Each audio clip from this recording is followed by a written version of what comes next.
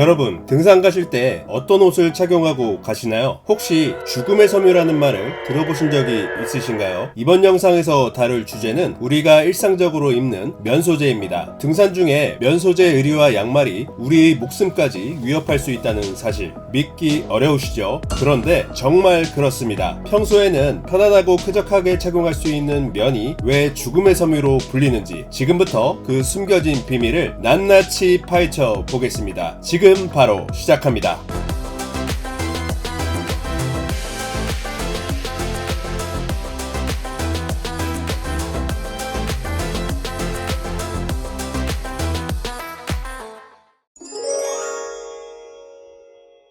면 소재는 마치 스펀지처럼 엄청난 흡수력을 자랑합니다. 여러분이 땀을 흘리거나 비에 젖었을 때 수분을 쫙쫙 빨아들입니다. 면 섬유 내부에는 미세한 공간이 많아서 자기 무게의 최대 27배에 달하는 수분을 흡수할 수 있죠. 이게 얼마나 대단한 수치냐 하면 폴리에스터나 나일론 같은 합성 섬유는 겨우 0.4배에서 0.8배 정도밖에 흡수하지 못하는 반면 면은 합성 섬유에 비해 거의 30배나 더 많은 수분을 빨아들입니다. 그런데 문제는 이렇게 흡수한 수분이 쉽게 외부로 빠져나가지 않는다는 점입니다. 여러분이 등산 중에 땀을 많이 흘리거나 비를 맞게 되면 면 소재 의류나 양말은 마치 젖은 행주처럼 변해버리고 젖은 상태가 오랫동안 유지됩니다. 반면에 폴리에스터 같은 합성 섬유는 30분만 지나도 거의 다 마르는데 면은 똑같은 조건에서 마르는데 무려 2시간 이상이나 걸립니다. 이러한 특성 때문에 스포츠웨어나 기능성 아웃도어 의류는 대부분 합성 섬유로 제작합니다.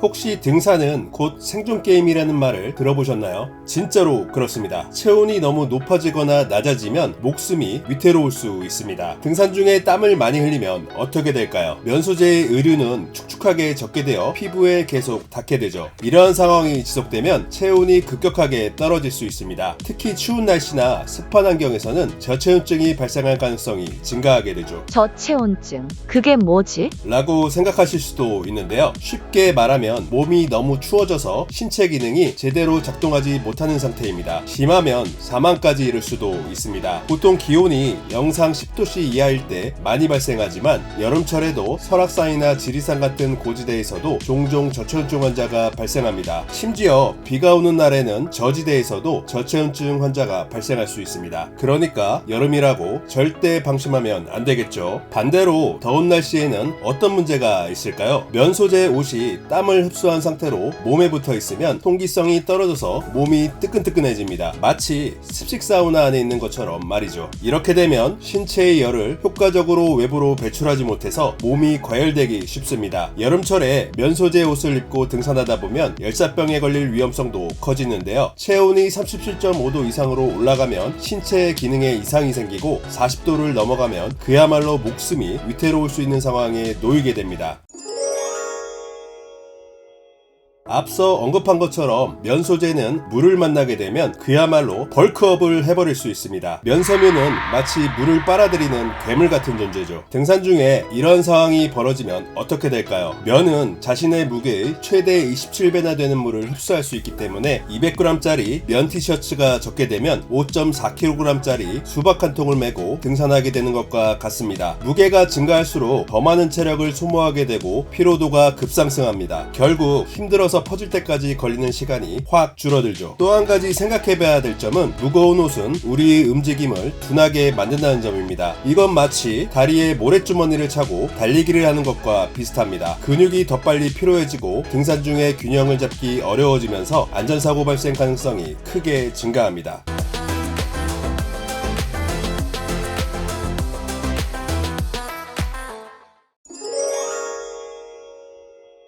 젖은 면 소재의 의류는 마치 거미줄처럼 피부에 달라붙어 피부를 자극하고 발진을 일으킬 수 있습니다. 민감한 피부를 가진 분들은 특히 주의하셔야 합니다. 습한 환경에서 오랜 시간 착용하면 땀과 물기가 피부에 계속 닿아 염증이나 곰팡이 감염 같은 피부 질환을 일으킬 수 있습니다. 면 소재 의류는 습기를 흡수해 몸을 차갑게 만듭니다. 추운 환경에서는 이 때문에 체온이 더욱 낮아져 동상이 생길 위험성이 커지게 되죠. 마치 차가운 차가운 얼음물 속에 들어간 것 같은 느낌이랄까요. 게다가 면은 습기를 잘 배출하지 못하기 때문에 피부가 계속 습한 상태로 남아있게 됩니다. 면 소재의 양말이 적게 되면 피부에 들러붙어 움직임을 제한하고 마찰로 인해 물집이 생길 가능성이 높아집니다. 특히 장거리 산행 중에는 발이 대환장 파티를 벌이기 때문에 물집으로 인해 세균에 감염될 수 있고 마치 발바닥에 작은 바늘이 꽂힌 것처럼 통증이 느껴져 보행을 어렵게 만듭니다. 겨울철엔 동상을 유발하여 피부를 괴사시킬 수도 있습니다. 면은 천연 소재로서 통기성이 좋아서 평소에는 쾌적하게 착용할 수 있습니다. 그러나 흡수성이 뛰어나 땀이나 비를 빠르게 흡수하여 섬유 내부에 저장합니다. 하지만 이로 인해 건조 시간이 길어지는 단점이 있으며 세워라, 내워라.